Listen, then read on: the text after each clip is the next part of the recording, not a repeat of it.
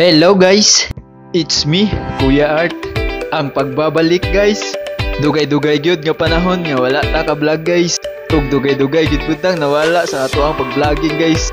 Kay sa una, eskwela ug laag ra nga ato ang vlog guys. Karon kay trabaho na ug kadumdum mo ani dapita. Comment lang sa comment section guys. Ang atuang ruta day karong adlaw ning lugara ug taga Sambuanga Sibugay ka, kadumdum jud kag ahani. Maong for today's video dinhi sa ta maglaroy-laroy dapita ug aron makatabok ta sa Pikas Isla, nisakay sa taog barge kuyog ang atuang panel guys.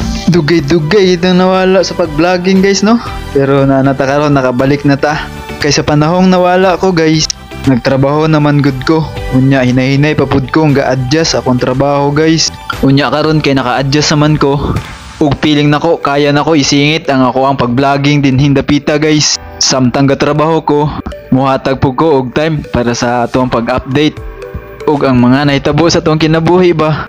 Pariha gud sa una, nagakuyog-kuyog pa ta sa panahong nag-eskwela pa ko ug usahay maglaag-laag ta pag wala ko'y klase. Pero kani karon guys, literal nga laag-laag kay lagyo na kay tag-abtan guys. Ang kasurunderan lang din kay grabe kainit.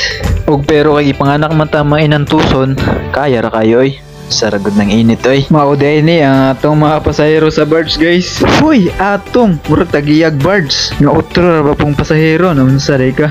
Ang atoa din ha. Gaylom-hilom ra. Grabe ka bugat ning damtraka. Feeling nako murag mulubog ang barge ba. Alangan bato tanan sulod. Ang atoa nga panel gapahiyom ra. Wire pod ang mga sulod na guys. Ug paghuman sa to ang ruta, syempre mo tapod ta og report guys. Ana man na, lisod-lisod na to itong kinabuhay kay mga naong matag kwarta. Pero joke ra.